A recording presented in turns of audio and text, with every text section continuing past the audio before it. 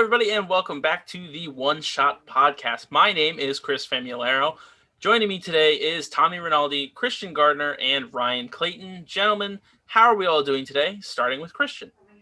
I'm doing sensational. I get to see some good close pals from my good old college years. So it's been a great time. Grandpa Chris reflecting on his college times. Yeah, I definitely miss the college days too. Thankfully, I'm doing well. Christian, it's good to hear that you're doing well. Happy to be back. This is the first one-shot podcast of the year, so it's good to be with a group of friends and just shoot the shit. Ryan, how about yourself? How are you doing today? I'm doing well. Me and Christian did the same greeting, so that was fun. we both gave peace signs, and as I was signing it, I saw Christian doing it, and I was like, "Oh, cool." Just I'm doing two fine, quirky man. Two Two little I'm quirky happy peace hanging boys. in there. Yeah, similar to Tommy. Happy to be on. So All right, well, I'm happy that all of you are on. Like Tommy said, this is our first podcast of the year. You know, we've all been a little bit busy. We took a break during the holidays, and then we had some stuff, come on. You guys have had school come back. I've been working a good amount. Tommy will hopefully have some news depending on whether or not how he's feeling. And honestly, we're just glad to be back on screen. I've been in front of this camera more in the last 2 weeks than I think I have prior to like the 6 months of doing one shot, because I have picked up a new hobby, and it's actually a promise I made to myself that I'm keeping. Your boy has started streaming. He has started streaming on Twitch. I have finally got the capabilities to make it look professional, and frankly, it has been so much fun. It is the most fun I have had playing video games in years. You can go check out my channel on Twitch. It's Heyitzfam. Oh, it's with a Z, not an S, because quirky little gamer boy over here. Got to have a Z in my name. But all of you have come out so graciously to come and watch my streams. I cannot thank you guys enough, and it's so fun when you guys are in the chat. What are some of your thoughts on this rookie streamer? I'm your number one fan. I think you're doing a great job. I think you're really engaging with the audience, whether it's just me or just some of us, or it's your friends from home.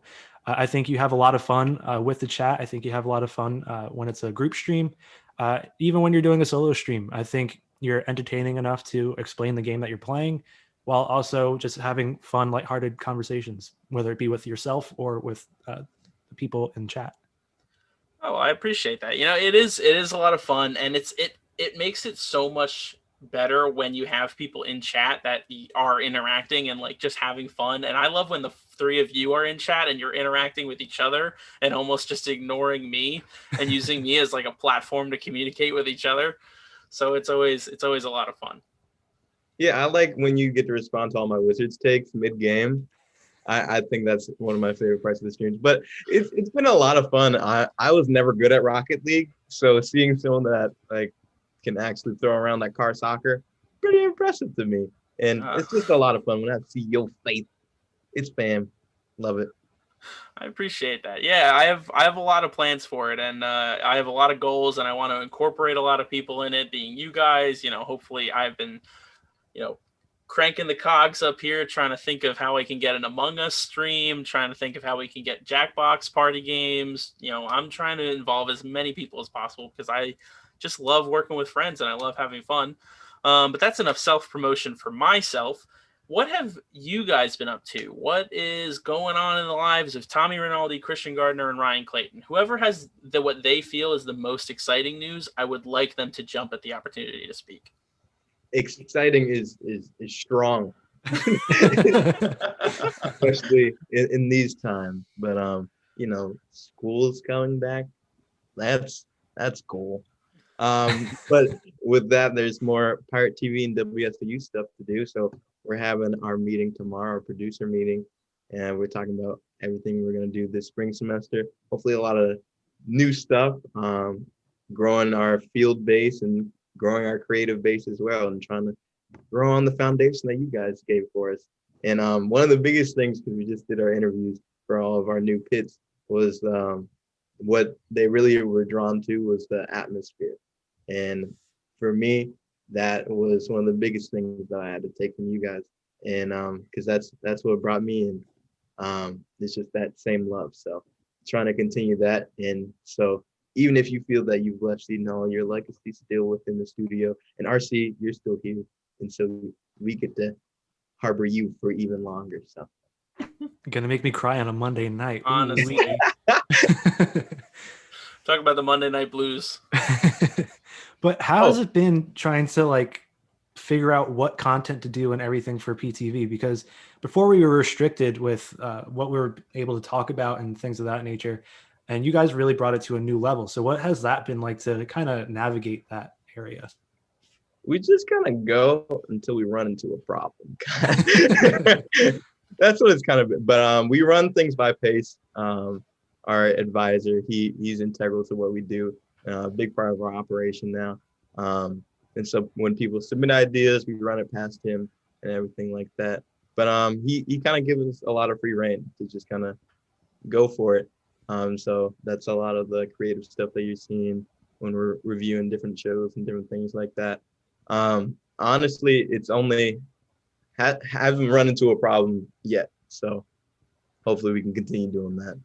Well, that's definitely the best course of action to, try everything that you want to be able to do. I think that was the biggest thing that Tommy and I really wished we could have done during our times as producers, was just like, we had so many ideas and stuff we wanted to do. And we felt like there was this barrier that turned out to be an invisible barrier that wasn't really there. So, that's what I would always say, is just do whatever you can until someone says, you probably shouldn't do that. I've had similar situations when we're doing stuff with one shot, and, I was excited to create stuff. And then when you run into a problem, you handle it professionally, you go, all right, I won't be doing that anymore, but thanks for the notice. And then you continue on with your day. It's the whole part of being a professional content creator, is do everything that you want to do until someone says, nah, don't do that. Yeah, I think it's just honesty within the group and everything of that nature. So making sure that good content goes out while still having fun with it, that's all that matters. And I'm glad you're doing that with PTV. You guys are doing a really good job. Ryan, what have you been up to recently, sir? I know school is getting started, but other than that, what's been going on? Honestly, what I kind of went into as like my goal for the break was to like take some time to relax. That's mostly what I've been doing. But similar to Christian, I've had some really great opportunities with Pirate TV.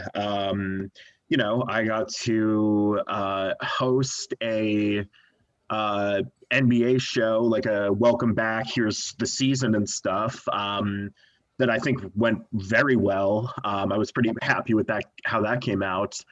And then very, very fortunate that I got to attend a basketball game in person, which may be my only opportunity this year. Yeah. Who the heck knows? I was super fortunate with that. And there was a lot of surreal stuff with that, but I was super fortunate with that over break. So what basketball game did you go see? Man, which game did I go see? I totally forget who we were playing. St. John's. I got to see St. John's early on.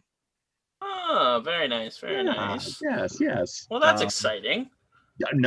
Super exciting. And super fortunate that I got to do that. All right, well, that's good. I'm glad to hear everybody's doing well. I'm glad that we're all doing well, even though the country, in the amount of time that we have been away, so many things have occurred. And at the time of this recording, it is Monday the 18th. By the time this podcast goes up, the United States will have a new president of the United States in the White House. Anything can happen between now and Wednesday. So I'm just making this and saying it right now. We're supposed to have a peaceful transition of power in our government. Anything can happen, because we witnessed an attempted coup in our country's capital that was something that I don't think even any of us would never have guessed would happen in the year that was completely surprising every single day. There was something new. They'd be like, wow, wasn't expecting to read that. Or wow, wasn't expecting to see that. Or wow, wasn't expecting to experience that. So I'd love to get some of your guys' thoughts. What was going on in your brains? What was going on during your day? How much did it affect you? how much did all that stuff really change your lives on what was that, January 6th? January 6th. Yeah. Happy 2021. Yeah, I think one of the first memes that I saw like the next day was made it 6 days without any accident. But when that came down, I just turned on the TV and I was here with Elisa and Val, and I just went and knocked on Val's door because I was in the living room by myself, and I was like, a historical moment is happening and you need to see what's going on. And I screamed to Elisa upstairs, and we just watched the TV for the next 2-3 hours of just being completely baffled on what was going on. And I don't know about you guys, but I'm kind of tired of living in historical moments. Yeah. I have that meme pulled up for reference because I was going to reference that. Yeah, I'm just the string of historical moments that we've lived through in the past year alone. I think I've had enough for a lifetime. And for something that will forever be in our nation's history about that time that actual U.S. citizens invaded the Capitol and were completely treasonous to what we hold so sacred in this country.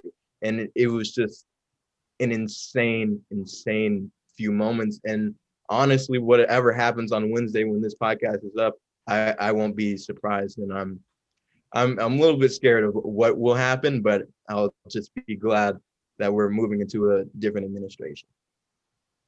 Yeah, I mean, on that January 6th was such a weird day for me because I spent the whole first half of the day just hanging out with my girlfriend and like having a wonderful time, continuing the joy of a new year. Things were good. I was having a peaceful day. Didn't look at my phone once. I got home, started to make dinner, and I opened Twitter, and the first thing I see is a video of a rioter smashing a chair or a shield or something into the Capitol windows. And I said, that doesn't seem right. I should probably investigate a little bit as to what's going on. So the further I scrolled down on my Twitter feed, the more horrified I became at the acts of war that were happening from citizens of the United States. And the fact that I saw a photo of a man standing in the nation's capital with a Confederate flag, it struck a feeling in my heart so sad that I had never thought I would experience in the year 2021. Because not even when the nation was truly in a civil war did that flag ever even make it that close to our nation's capital. So for the fact that there are people still defending these horrendous individuals is mind-boggling to me. And I am so utterly disappointed in so many aspects of this country that I'm so glad I have stuff like this to do to take my mind off of it, even though we're talking about it right now on here. It's worthwhile talking about because it is important and it's historical, and I would feel bad if we didn't reference it. So yeah, we can move on from this point, but I just don't understand what's happening anymore. I don't get it. To try to continue to make light of an awful situation, I think my favorite meme from all of it was now we should be ready to storm Area 51, because that was the thing that was supposed to happen. Where was that effort? Yeah. And now we know at this point anything could happen into this country. But I'm hoping that a new regime kind of changes some of the thoughts that Americans are going through right now. Everything's very divided at this point, and I'm hoping within the 4 years we start to mend together a little bit more as a country. So we'll see. I definitely agree there. And honestly, I think one of the interesting things is a lot of the possibilities that are coming with this new presidency, a lot of positive things that could happen. There's a lot of potential talk on increased vaccine productions, allowing more people to be able to get the vaccine, student loans being, either taken care of or affected, or, pushing back the date to when you need to pay for them. There's a lot of potential here. And I think there are a lot of things for Americans to be excited about. And for us, people our age, to be excited about. But, we can transition off of that because it's just a deep, dark hole that nobody wants to go down into. So we can transition. Has anyone watched anything fun or listened to anything good recently? Because if not, I have something or a show I would like to talk about. Let's get your opinion, because you ask all the questions about us. What about you? Okay, well, there's two things I think that, I think because we haven't recorded a podcast since then, but there's two shows, right? So season 4 of Big Mouth came out during our break, I think during that time, or we didn't talk about it on the last podcast. Yeah. But I think that it might be the best season of Big Mouth since season 1, because it is just so well done and it's hilarious. And it covers so many different range of topics, not just with like puberty age issues, but societal issues and cultural issues. So what have any of you guys watched that season of Big Mouth? Yeah, I actually thoroughly enjoyed it. I thought season 4, I think season 2 is my personal favorite.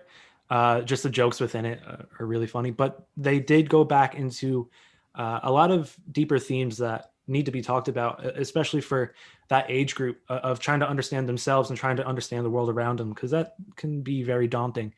But I'm happy it went back to more of a comedic season, because I feel like season 3 was more story based instead of trying to hit for jokes. But the season had a really good meld of everything. So I really did enjoy this season. I agree. And the other show that I have been watching is... Yeah, let Christian. Oh, Christian, sorry, go for it. I haven't been able to rewatch any of the other seasons, but for me, I think this past season was one of my favorites, if not my favorite.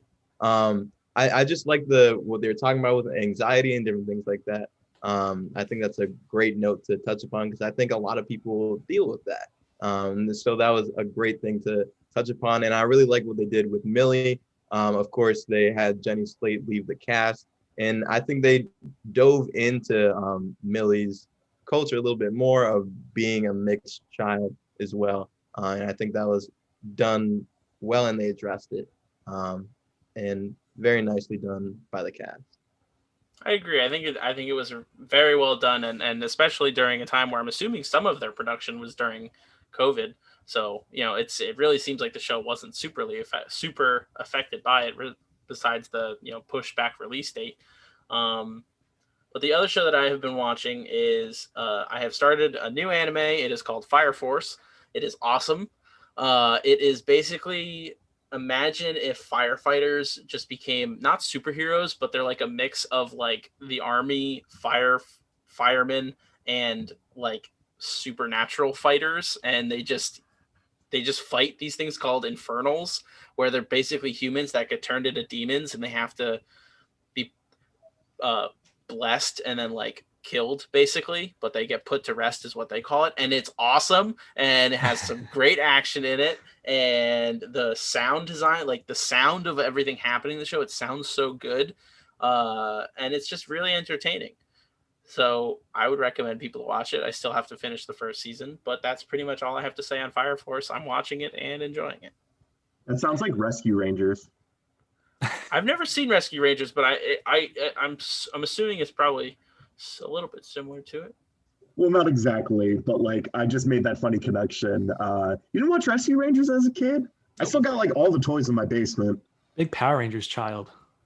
Nah, Rescue Rangers was the scene at my house. I had like all the little action figures and stuff. The shows were really good. I don't know, that's what it reminded me of. But that sounds like a really cool anime. So yeah, it's the first anime I'm also watching where it's dubbed, because that's the only thing that's offered on Hulu, because it also aired on Adult Swim, interestingly enough. And the voice acting is surprisingly good. Like I tend to find in other dubs of anime, they're like not cheesy, but they're kind of like emotionless.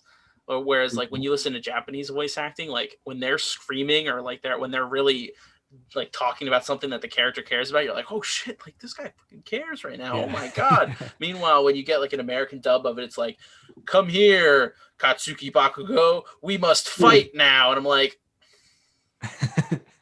and it's trying to sync up with the mouth, but it's not happening. Yeah, it's just it doesn't look or sound great. So it's actually cool to see a dub that fits relatively well. Good. Well, speaking of that, I just watched another Japanese show where the dub isn't fantastic, but it's on Netflix. It's called Alice in Borderland. So it's Interesting. all I've heard that's good. absolutely phenomenal. I watched it in like 2 days. RC came by and he watched only, I think, the third episode. No, we watched episode 2 and 3, and I was like blown away. Yeah, and I watched the whole thing the next day.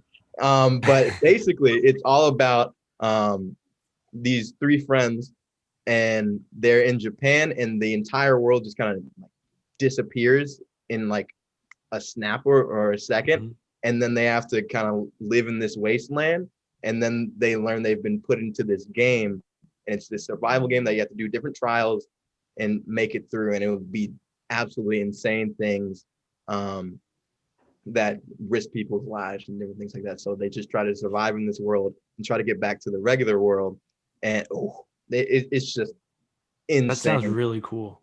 Yeah, It kind of sounds like The Leftovers, but like with action. it's so good. And RC, the episode that you left on, it gets crazier even after that. So I strongly recommend this show. I got recommended by Jory Mickens. He works at WSU. Shout out Jory. But phenomenal show. Where can you watch it? Netflix. Netflix. Gotcha. And 8 episodes, all an hour long, and you'll probably kill it in two days because I enjoyed it that much. Very nice. Perfect. What about you, Tommy? Have you been watching anything? Not really. I mean, I continue to watch streaming. I watch you as much as I can. I've been watching a lot of Ludwig. He has a lot of entertaining content. There's been this giant Rust server that Offline TV has been doing, and it's a really interesting survival game. Everybody kind of has their own character that they play into, and it's extremely entertaining to me. But I've been listening to music. A friend recommended City and Color to me. I've heard one song once before, and I really enjoyed it. And she gave me some songs that I haven't heard before, and I'm thoroughly enjoying them. And I got back into Chance the Rapper. I don't know why, but Sunday Candy popped into my head one day, and I was like, I'm going to listen to this 5 times.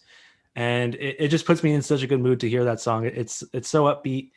Just reminds me of good times, and I really do enjoy it. But yeah, other than listening to some of that stuff, I really haven't been entertaining too much.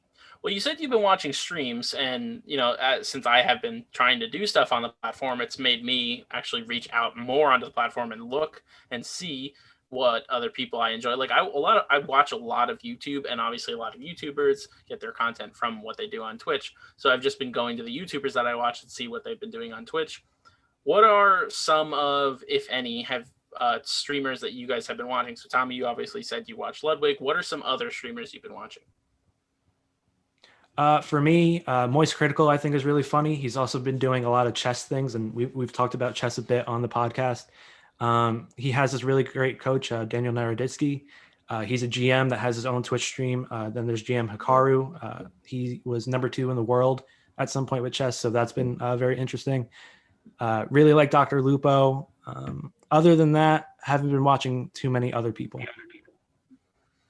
Ryan, I remember you and I specifically talking about speed runs. Are there any streamers that you've been watching, or are there any streams that you watch? So honestly, I rarely watch streams of like traditional stuff on Twitch. I don't know why, but like I would much rather just like how you talked about like finding it later on YouTube. I get much more enjoyment of like watching a edited product afterwards on YouTube of like highlights. I really like doing that.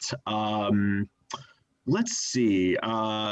Yeah, so I think the most consistent one I watch is they have stuff throughout the year, but like they have 2 really big events.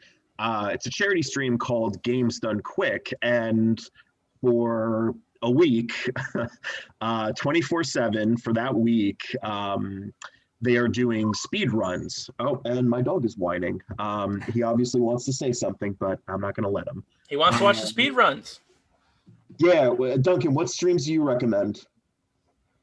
Okay, he says there's this dog streamer that he really likes. This man spitting, man. Yo, Duncan's spitting right now. Anyway, back to my point. Games Done Quick. Yeah, it's a charity stream. It's bi-annually, 2 times a year. I think I said that right. And yeah, the two organizations that they benefit are Prevent Cancer Foundation and the foundation that I really like, Doctors Without Borders, who does like fantastic work. So you just watch and you don't even have to know the games they're speed running, how they can break apart and just totally warp a game into I don't know, something crazy, going outside of what developers intended with games is super fascinating to me. So I like watching that most for streams. Very nice. And in reference to speedruns, so a game I have been playing recently is God of War. I've been talking to Tommy a lot about this recently. The new God of War, newer from 2018 on PS4. And funny enough, you bring up speedruns. When I was looking up how the best strategy or ways to defeat the Valkyries, which are technically the end game challenge in that game, I just looked up what a bunch of speedrunners did, because obviously they're trying to defeat them the quickest, and I just went and followed their strategy of going to this place to get this armor and using these upgrades, and I defeated 4 Valkyries in one day, including the Valkyrie Queen, and I completed the challenge. And I was like, man, the first 4 Valkyries I fought before I finished the campaign, each one individually took me over 2 hours, and then I beat the final 4 in 2 hours. I was like, man, obviously my development in the game has affected that a lot, but it's also I kind of missed the challenge of getting frustrated every 20 minutes when I would get them down to this much health and then they would kill me. Watching some of those people do the no damage challenges for the Valkyries, it's insane. How it's just reading patterns and stuff like that. And Ryan, to your point of seeing how they could somewhat manipulate what the developers have intended.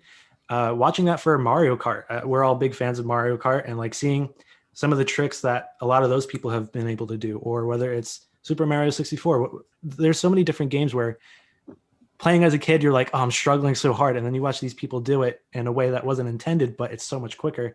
It's so interesting. Christian, what about you? Have you been watching any streams, or is that not really your thing? I'm not a huge streaming person, but early in quarantine, you try a whole bunch of different things. And I got into Twitch a little bit. I've watched Super Mario 64 speed runs before and different things like that. But for myself, a YouTuber that I've always watched is Berleezy. And he does streams of when he's watching different old TV shows that we used to watch as a kid, and he would roast them, different things like that. But even his gaming streams, they're really funny too. But I usually watch those on his YouTube channel of highlights like you were talking about, RC. But it's usually just YouTubers that turn into Twitch streamers, so Dashy or something, or RDC World. So a lot of things just like that. But also for different live streams and stuff like that. Instagram Live, all your favorite artists, whenever they hop on live, I have to tap in. And Umi, she's one of my favorite artists. I just love her, period, because she's just the fucking best. She was on live a couple months ago, talking about doing one of her songs over again, and she just came out with an acoustic version today. And it was awesome. The same version that she was doing on that live, and she was asking her fans which way they wanted her to play the song in different chords and different keys and like that. So it was really cool for me this week.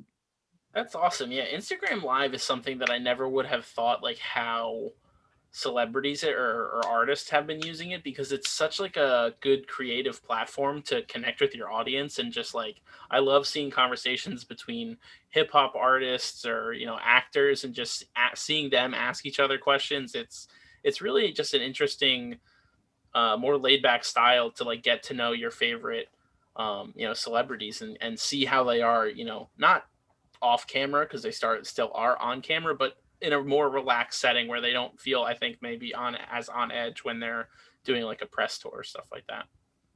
All right, well, I guess we'll just continue the random conversation. I got a question for all y'all. If you could make one small animal, so one animal that is naturally a small one, if you could magically make it big, and in your eye, big is, let's say big is the size of a large horse. That's what a big animal is. Okay. Awesome. So you're making a small animal the size of a large horse. What animal are you choosing? I mean, my joke answer is a bird because I want to see like a real big bird, not the Sesame Street big bird. I want There's to. already big birds in the world. No, but like you said, horse size. That's a big bird. Yeah, but what are you gonna do? Like make a finch a fucking giant horse? Yeah. And then you got this big look so- fat little ball. It'd be like the bug thing from Monsters and Aliens. Oh. But my real answer, I think, would be an otter. I think they're the cutest animals, and it would just be even more snuggly. And that's my train. Okay, I'm pretty sure during like dinosaur times or prehistoric times, there were otters that big, and like those things would just wreck ecosystems because they eat everything. So It'd be that's fun. your model with the time machine, Tommy. Yeah, that's fine by me. Big otters. Big Otter Hour. That's a pretty good rap name, Big Otter. The Big Otter. Big I don't know. I'm pretty otters. sure probably someone else has that nickname. Oh, we can Google it. Big otter. Yo, You're just gonna find a large otter. What do you mean? I don't. But I'm not a rapper. All right, who else would take a small animal and make it big? All right, I don't want to make a huge bird because I'm not a really big fan of birds. I'm not a bird guy. I feel like it would be terrifying. Yeah, so I'm gonna do like a classic, like so the smallest dog you can think of is probably a Chihuahua, and they're the feistiest. I think that would be really funny if just one day a little Chihuahua turned into like a huge Chihuahua, so they can lose their, small dog syndrome, because they're always been big dogs. Would they gain confidence and then become less feisty? No. What happens when you give a short man platform shoes? They stay the same, and now they're just unstable. But it's not giving a Chihuahua platform shoes. It's making a Chihuahua the size of a horse. Yeah, so in his mind, he's still a Chihuahua, so he's gonna stay aggressive. Imagine what Christian has just created is a modern day Tyrannosaurus Rex, is what he created. Yeah. Yeah. Okay. A 14-foot fucking Chihuahua would kill people.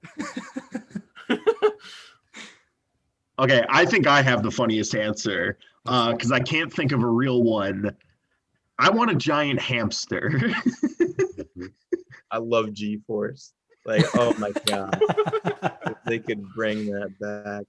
Actually, those are good. I'm trying to think how big would they burrow, like holes into the ground? I feel like that would be a lot of fun. Sinkholes is what they're called. Houses just collapsing into. But a giant hamster would be so chaotic. Just Local Oklahoma town suffers sinkhole disaster after a hamster becomes massive. But like, what if we did a entire state of hedgehog? Rhode Island has disappeared due to giant hamster. Well, it wouldn't have to be that big of a hamster. Boom, boom. See, you guys are all going for land animals, right? I've been thinking about the water animals, right? Make a Wait, shrimp Tommy said that big? otter.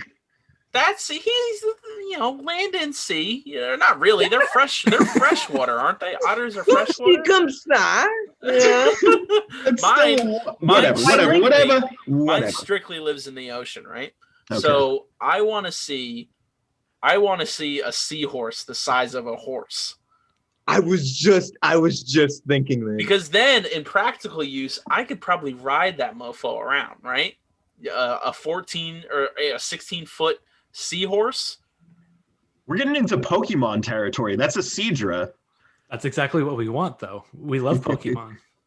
Yeah, some of us here a little more than others, and it's probably unhealthy, but that's Nope. We're not getting into that joke. Wait, but what's stopping us right now? We just gather as many seahorses as possible. Give them all little, what are they called? Reins. Brains. It's just the mimic of it. And it just turns into a carousel, and it's perfect. We should stop this We podcast just go around right in now circles, and copyright it's that. like a carousel. It just becomes a carousel in the ocean. What do you need? Ocean carousel. Wait, that's a good idea. We should copyright that. And this is We how we should- create energy for the future. Instead of an underwater turbine, we create an underwater carousel and we ride seahorses around, and it all makes sense.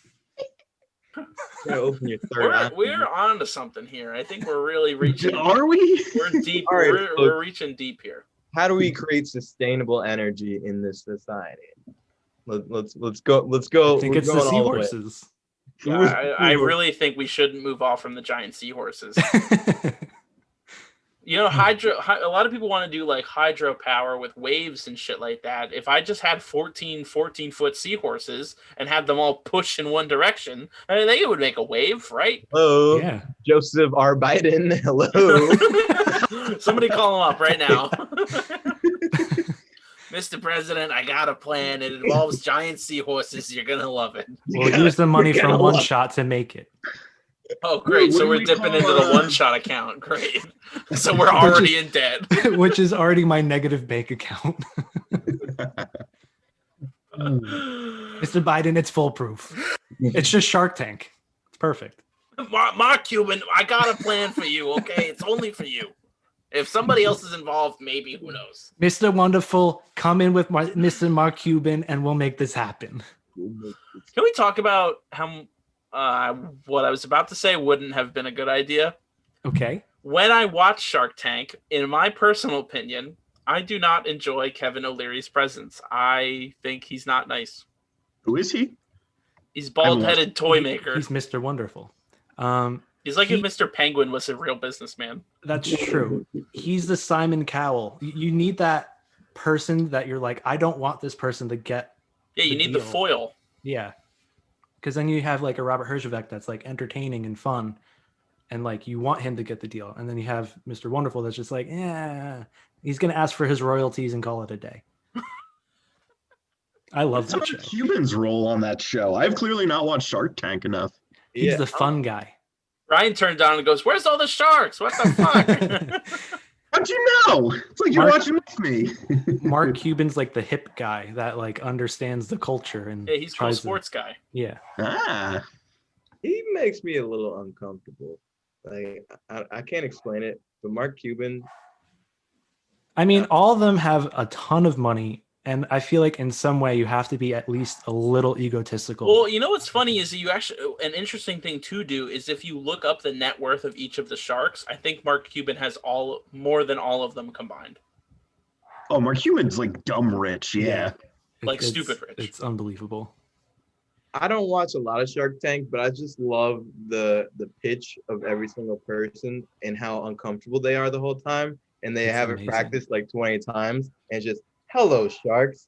I'm insert person here. Today, we have shea butter with tea inside, and it's good. Thank you, sharks. How much have you actually sold of it? Oh, nothing yet. We're looking for you to invest, and it just doesn't go well. I also feel like, too, for parody, like, that's one of, like, there's some really good Shark Tank parodies, but, like, I feel like that's a very easy, like, thing to parody because, like you said, Christian, it's such a, you kind of know most of the time what you're getting, and it's, like, the same song and dance and stuff. It's so unnatural, but I'm not a business major, so I wouldn't get it. I was gonna say, in the realm of what we all enjoy doing, which is television or filmmaking, from a technical standpoint, I would love to know how that show is made. That and Jeopardy are two shows I would love to know what the production are and like what it's like being a camera operator. You know, like, because if you watch old episodes of Jeopardy, they used to have a camera just zoom in super fast to get the tiles all the categories, right? And then they would pan, you know, with each one that they would coordinate. Now it's an edited sequence, but excuse me, it would just be so interesting to like see the perspective of how a week of filming Jeopardy is made, or even a day. I guess you don't need a week because then each day is the same. But you know, what's the process? How many cameras you got? What's going on here? Because only from watching, you could only guess they only have like a couple of cameras. But you know, I don't know. I guess that's the professional cameraman in me that I want to know. But maybe you guys don't feel the same. Big jib guy over here. Big, huge jib guy over here. Large jib guy. But like, I feel like that's the way I watch everything now. And it's somewhat frustrating. It's like, all right, I understand the technical aspect to a certain level. And it's like, I can't take myself out of it. So recently I was watching the newest season of Law and Order SVU with my family. And I was like, this editing is rough. This camera work is rough. The dialogue is rough. Like, I don't remember it being like that before I went to Seton Hall for all this Before stuff. the dark times. Yeah, exactly. But like, I feel like I'm just so nitpicky, and I don't know if it's ruining my experience of watching like some of this mindless TV that like we used to love. I think it just adds to everything that you watch now, because now you pick up on little pieces of different things of art that you didn't quite do when you were little. I think the biggest thing, because Forrest Gump was on a couple days ago, and I've grown up watching that movie, and it's completely different now once that you're older and different things like that. And of course, being a media studies major, you pick up on so many different things, and it's part of why you get the degrees, so you can do the whole nerdy thing. I'm a TV film major. Listen, here's a little thing. You know why it's blue? Well, it's blue to make you feel unnatural and different things like that. Or you can see the warmth and different colors and different things like that. And that's fun to do. And that's why we do this whole song and dance. Yeah, see, all of your guys' frames are nice, orangish, tannish color to make it warm and inviting. And then there's mine. It's blue and dark and uninviting and unnatural. Well, that's your stream setup, though. It is my stream setup. It's because your Pokeball is too bright. My Pokeball is too freaking bright, man. It's such a cool neon light, and it's too bright, and it just makes Boo unnaturally bright. But he's a No, ghost. wait, I feel like it highlights Boo. Well, yeah, it is. It is a good, like, hey, look at this. But also, it'd be cooler if you could actually tell what the bright ball of sunlight behind is. Well, wait, here's a fun thing that I just figured out. This is probably not going to be worth it in work, but like if I go to different tabs on my computer, I think I can change like the kind of light and stuff. Like, hold on. This is going to be so funny. It's gonna be so worth it. The contrast between the light on worth the ceiling and the light on my face is gonna be amazing. The best prelude to a good joke is, hold on, guys, it's worth it. It's gonna be funny. Go into stand-up. I promise it'll work out. Okay, it didn't work, but you can all pretend it was funny.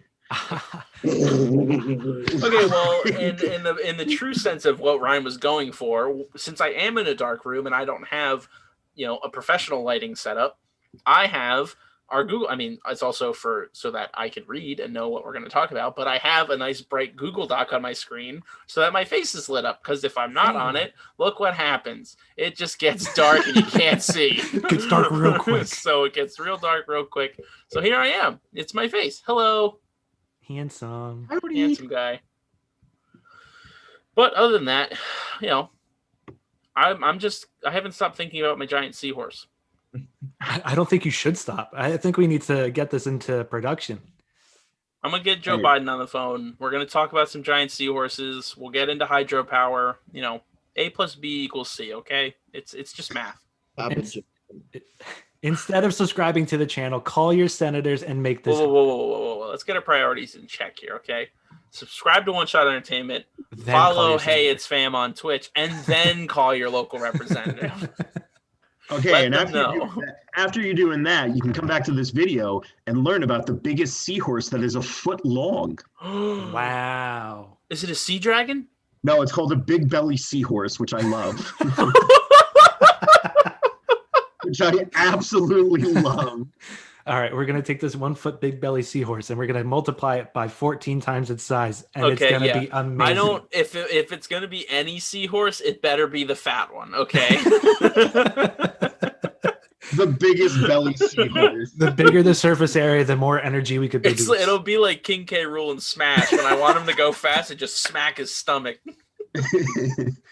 Of course it's in Australia, because every wild, crazy animal is in Australia. Australia is the mythical realm of this world. Imagine the cynical person that hears that question is like, oh, I want to see a spider that big or something wild like that. That's terrifying. Or I want to see a kitten. Big kitten? I don't know. Large kitten? Well, Christian kind of did that with the Chihuahua. But I think that'll be funny because it'll just be shaking, even though. Can we talk about that for a second? Why do Chihuahuas shake? Is it a rage thing, or are they just? They have all this pent up energy from being angry. Yeah, Chihuahuas aren't fueled by love like most dogs. They just have rage coursing through their blood.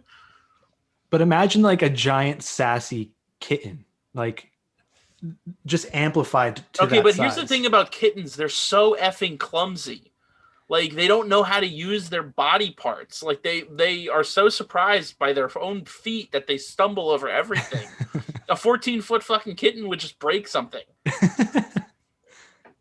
It's the real Godzilla. Oh, gosh. speaking of which, it was announced that Godzilla versus King Kong will be coming out in March. Fun. What? Well, that was supposed to come out this year, this past year. I should say 2020, right? Well, no, it was supposed to come out 2021, but summer 2021 because Gotcha. So they moved it up. Interesting. those action films are always like a summer blockbuster kind of thing, but they pushed it up to March because I think HBO is running out of their slate. Gotcha. I mean, a lot of people like that just fun spectacle stuff. So Okay, well, first I'm off, excited for I it. enjoyed Godzilla Yeah. King of Monsters. That Good. shit was entertaining. Yeah, It's not good. It's really entertaining. it's mindless fun, and that's the best part of it. That's what those are the popcorn eaters. You just eat a large tub of popcorn for way too long. What do y'all go to smoothie theater snacks? Smoothie feed. Smoothie feeder snacks? I'll end this podcast right now. I mean, I have that ability, but it's okay. I really like nachos. I like also the pretzel bites. I think Bunch of Crunch is the best of the movie theater candies as well, in my personal opinion. But let's hear yours. Tommy, I think we had the same childhood because that Perfect. like spot on. I was big pretzel kid, but I didn't want that nacho cheese, so Mhm. I'll just get like mustard and give other people the cheese because Okay. I'm not a fan of it. But Bunch of Crunch was my go-to candy. God tier. And Can forever. you explain Bunch of Crunch? Because I don't think I've ever eaten it. So there's a crunch bar, right? And then you crumble them into tiny little pieces and you put it into a box, and it's called Bunch of Crunch. And it's just like the Rice crispy thing within chocolate, and it tastes amazing. Okay, it's not Rice Krispie. It's just chocolate with rice in it. You freaking It's weirdos. puffed right. I don't know. I don't know. Whatever, give it that. Sounds right. I like it. Jeez, fam. I mean, let's not Let get me enjoy my over, chocolate like treats. candy. We're not 5. I mean, I'll argue over candy. What do you mean? what's your favorite then? Well, at a movie theater, it's snow caps. But also I'm just I'm a huge popcorn guy. Like, I just love popcorn. Like, I'll make popcorn at home, or I won't make it. My mom will make it because she makes better popcorn than I do. But I love movie theater popcorn. I love movie theater popcorn with butter. I'm not a fan of like the flavored popcorns though. Like, I won't eat those tin cans of popcorn that Those have are my like the favorite things. different flavors of popcorn. Like, at most, the only flavored popcorn I'll eat is like the white cheddar popcorn. And even then, it's like a stretch. I haven't eaten that in years. You don't like caramel corn? Well, that I feel like, what's it called? It's called kettle corn. That's Kettle kettle- corn is kettle corn is in its sweet. own realm Yeah. of goodness, like that. I'll eat that, but like, and I hope none of you are this people because I'm about to insult you, but the people who put chocolate candy in their popcorn at the movies are heathens and should never be allowed in the theater ever again. So I don't do it, but I understand the concept behind it. It's the saltiness of the popcorn with the sweetness of the chocolate, and it's a good counter balance between the two. And that's why I think kettle corn is pretty good. Yeah, But Mm. it's slightly different. I totally understand that, but it's delicious either way. Do you guys want to hear about my movie theater invention? Please is tell it me. giant seahorses? It's slightly worse than giant seahorses. Okay. So this is not an original idea, but a friend pitched this to me, and I've always thought this was somewhat brilliant. But so we talked about Shark Tank before, and you are going to be my sharks, and I'm going to pitch you something. So I love this idea. We should do this for a podcast. let's do a little role play. So, hello, sharks. Have you ever been to the movie theater and you don't want to do the thing where you ask the people, oh, fill it up halfway and then do the butter? I introduce to you the butter funnel. So what the butter funnel is it's a regular funnel, but it has holes in it. So You stick the butter funnel in, and then with the butter, you click the little button and you get the butter, and the holes at the bottom distribute the butter evenly. Like a strainer. Almost. Yeah, it's like a focus strainer. Butter funnel. So do you still ask the attendants to put butter on before, or is it always like a you put your own butter on kind of? No, you get to put your own butter on it. So like, yeah, you get a full thing of popcorn, you put the funnel in, and then you do the butter, and it distributes it equally. No, you can't do this with a straw. I mean, I don't want to hear it. The concept I've used before in a slightly different way. So if you get a stack of pancakes, you cut a hole in the middle of the pancakes and you pour the syrup into the hole, and then it distributes throughout all of the pancakes. No, does it? No, it doesn't, because you're just putting the circular part in the middle gets extra soggy, and then nothing else gets. Wait, butter. no, I feel like that would work. Or It's like a sponge; it goes syrup. through. Hold on, I'll make some Eggos right now. I think it's a good idea. It just depends if they have the things to do your own butter. Yeah, because then imagine you ask them to put butter on your popcorn. Like, hey, can you use my strainer? It's the butter. You bring it to every. No, it's not a strainer. The butter funnel. No, it's actually I think that's a relatively good idea. You know. You sell it like for cheap at the movie theaters or something. I thought it was a good idea. Not my original idea, but a friend told me that, and I thought that was really interesting. It's a way better idea than the drink. The idea that where they have the drink and then there's a cup on the top, and then they put food in the cup, and then the straw goes in the middle of all that food. I felt like that was what? So it's like a system instead of a lid. You put Christian. What is this thing? It's a lid that has like a bowl essentially, and you put the snacks in the bowl, and then there's a straw going through the middle of all of it so that you could drink and have the snacks, and it's all in one thing. Are these meant for like little kids? And I'm not being like insulting. No, It probably started there. It probably started for children, and then some adult was like, "Why can't I use this?" I'm still a child at heart. I've never heart. heard of that or seen that. Huh. Interesting. Yeah, it's definitely an interesting procedure. But at that point, like, are you really that incapable of just holding things with two hands? That's why I asked if it's for little kids, because I've seen something like that. Those like unspillable snack things or whatever. That's what it reminded me of. Not bad. Well, I feel like we have hit a lot of different topics here.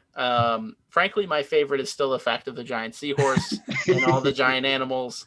I hope the title of this podcast is the Giant Seahorse Podcast. Thank you. Look for the link for the butter funnel. Oh yes, look for the GoFundMe for the buttle funnel invention. Buttle funnel. The butt funnel. I thought it was gonna make it through, but it didn't. The tongue twister. Hopefully by the time this comes out, the world is not on fire, or America at least. Any last words, gentlemen? I love you all. Stay safe, everyone.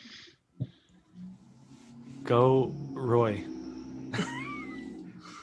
All right. Well, thank you so much for everyone who watched. Please remember to like this episode as well. Subscribe to the channel if you have not. It's free to do, which is surprising in these times because basically nothing is free. But subscribing to this channel is free. Go check out any of our past videos. There's a lot of good content up there. We hope you find something to enjoy. Hope you enjoyed this episode. Look out for the next one. Tommy, Christian, and Ryan, thank you so much for coming out. I enjoyed this so much with you guys. Have a great rest of your day, and we'll see you soon.